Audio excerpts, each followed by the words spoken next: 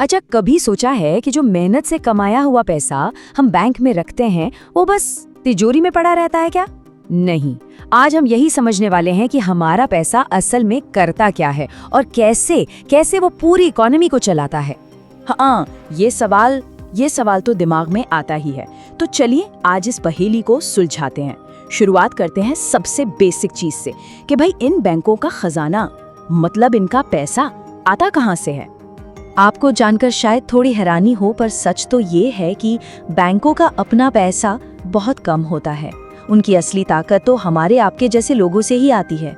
हमारी सेविंग्स, कंपनियों की कमाई, सरकारी फंड्स, यही सब तो है। Savings account, current account, fixed deposit, इसी पैसे से पूरा बैंकिंग सिस्टम चलता है। यही उसकी जान है। तो इसका मतलब क्या हुआ? मतलब ये कि बैंक हमारे पैसे के मालिक नहीं है, वो सिर्फ मैनेजर हैं। और ये जो पूरा का पूरा सिस्टम है ना, ये सिर्फ और सिर्फ हमारे भरोसे पर टिका है। वो हमारा ही पैसा इस्तेमाल करके उसे घुमाकर अपना बिजनेस चलाते हैं और पूरी इकोनॉमी को रफ्तार देते हैं। अच्छा, इसे एक छोटी सी एग्जाम्पल से समझते हैं। मान लीजिए 10,000 रुपए बैंक में जमा हुए। अब वो पैसा बस वहीं पड़ा नहीं रहता, यहाँ पर एंट्री होती है आरबीआई की, यानी रिजर्व बैंक की। आरबीआई के दो बड़े जरूरी नियम हैं, सीआरआर और एसएलआर। इनके हिसाब से बैंक को उस 10,000 का एक छोटा सा हिस्सा कैश में रखना पड़ता है और एक और हिस्सा सरकारी बॉन्ड जैसी सेफ जगह पर। ये एक तरह का सेफ्टी नेट है, समझ लीजिए। और इसके बाद जो पैसा बचता है ना, असली खेल तो वहीं से शुरू होता है। और यहीं पर बैंकिंग का सबसे मजेदार सवाल आता है। अरे भाई, अगर बैंक हमारे डिपॉजिट्स पर हमें इंटरेस्ट दे रहे हैं तो फिर वो खुद कैसे कमाते हैं? क्या है उनके प्रॉफिट का सीक्रेट? देखिए, बैंकों के मुनाफे का जो राज है ना, वो काफी सीधा साधा है। वो हमें हमारी जमा किए हुए पैसे पर एक छोटा सा ब्याज देते हैं, मान लीजिए 3 से 7% के आसपास। लेकिन जब वही पैसा किसी और को लोन पर देते हैं, चाहे वो घर के लिए हो या बिजनेस के लिए, तो उनसे वसूलते हैं 9 से 15% तक का ब्याज। काफी बड़ा फर्क है ना। तो ये जो दोनों इंटरेस्ट रेट्स हैं, एक जो वो हमें देते हैं और दूसरा जो वो दूसरों से लेते हैं, इनके बीच का जो अंतर है, बस वही है बैंक की असली कमाई। यही वो इंजन है जो पूरे बैंकिंग सिस्टम को दौड़ाता है। बिल्कुल, यही है बैंक का असली मुनाफा। और जानते हैं, बैंकिंग की दुनिया में इसे एक खास नाम दिया गया है, नेट इंटरेस्ट मार्जिन, या शॉर्ट में निम। तो जिस बैंक का ये निम जितना ज्यादा होता है, ये माना जाता है कि वो उतना ही तगड़ा प्रॉफिट कमा रहा है। ये उनकी कमाई का सबसे बड़ा जरिया है। अब चलते हैं बैंकिंग के सबसे, कह सकते हैं, जादुई हिस्से पर। इसे कहते हैं क्रेडिट क्रिएशन। अब इसका मतलब क्या है? इसका मतलब ये है कि बैंक बिना नए नोट छापे इकोनॉमी में पैसा बना सकते हैं। जी हाँ, आपका जमा किया हुआ सिर्फ 1 रुपया मार्केट में कई रुपयों का काम कर सकता है। जानना चाहेंगे कैसे? चलिए देखते हैं। इसको ऐसे समझिए, बैंक ने उन्हीं 10,000 में से 8,000 का लोन किसी को दुकान खोलने के लिए दिया। अब वो दुकानदार क्या करेगा? उस पैसे से सामान खरीदेगा। जिससे सामान खरीदा, उसको जो पैसा मिला वो उसे अपने बैंक में जमा कर देगा। अब वो वाला बैंक उस पैसे से किसी और को लोन दे सकता है। देख रहे हैं, ये एक ऐसा चक्र है, एक ऐसा साइकिल है जो लगातार घूमता रहता है।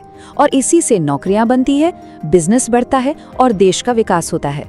लेकिन इस सिस्टम में एक बहुत बड़ा खतरा भी है। सोचिए, अगर कोई अफवाह फैल जाए और सब लोग एक ही साथ अपना पैसा निकालने के लिए बैंक पहुंच जाएं, तो क्या होगा तब? इसी सिचुएशन को कहते हैं बैंक रन, और ये किसी भी बैंक को रातों रात डुबो सकता है। तो सवाल ये उठता है कि हमें इस खतरे से बचाता कौन है? और यहीं पर सीन में एंट्री होती है हमारे सिस्टम के गार्जियन की, भारतीय रिजर्व बैंक यानी आरबीआई। आरबीआई ही इस पूरे सिस्टम का रक्षक है, रेगुलेटर है। उसी का काम है ये पक्का करना कि बैंक भरोसे के लायक बने रहें। आरबीआई को आप एक तरह से पूरी बैंकिंग दुनिया का रिमोट कंट्रोल मान सकते हैं। वही तय करता है कि लोन महंगा होगा या सस्ता। वही सारे बैंकों के कामकाज पर पैनी नजर रखता है ताकि कोई गड़बड़ी ना हो। और हाँ, अगर जरूरत पड़ती है तो सिस्टम को संभालने के लिए नए नोट छापने का अधिकार भी उसी के पास है। कुल मिलाकर आरबीआई ये पक्का करता है कि पूरा का पूरा सिस्टम ठीक से स्मूथली चलता रहे। तो आरबीआई तो हो गया पूरे सिस्टम का रखवाला, लेकिन हम जैसे आम डिपॉजिटर्स के लिए एक डायरेक्ट सेफ्टी नेट भी बनाया गया है, एक सुरक्षा कवच। और ये सुरक्षा कवच है पूरे 5 लाख रुपए का। जी हाँ, ये गारंटी हमें मिलती है DIGC से। इसका मतलब बहुत सीधा है, अगर खुदा ना खास्ता कोई बैंक डूब जाता है, फेल हो जाता है, तो भी हमारे 5 लाख रुपए तक एकदम सेफ हैं। वो पैसा हमें हर हाल में वापस मिलेगा ही मिलेगा। ये सरकार की तरफ से एक पक्की गारंटी है। तो देखिए, ये सारे नियम, ये गारंटी, ये पूरा का पूरा सिस्टम, ये सब मिलकर ही बैंकों को हमारी इकोनॉमी की रीढ़ की हड्डी बनाते हैं। सोचिए जरा, अगर बैंक न हो तो बिजनेस लोन नहीं ले पाएंगे, लोग घर नहीं खरीद पाएंगे, देश की तरक्की की जो रफ्तार है वो थम जाएगी। तो अगली बार जब बैंक में कोई भी लेन देन हो तो ये याद रखिएगा कि ये सिर्फ एक ट्रांजैक्शन नहीं है, बल्कि हम सब उस विशाल आर्थिक चक्र का एक बहुत जरूरी हिस्सा हैं। और यहीं पर एक बड़ा सवाल खड़ा होता है कि अगर बैंक हमारी इकोनॉमी की रीढ़ है, तो इस रीढ़ को मजबूत बनाए रखने में हमारी क्या भूमिका हो सकती है। इसके बारे में सोचिएगा जरूर।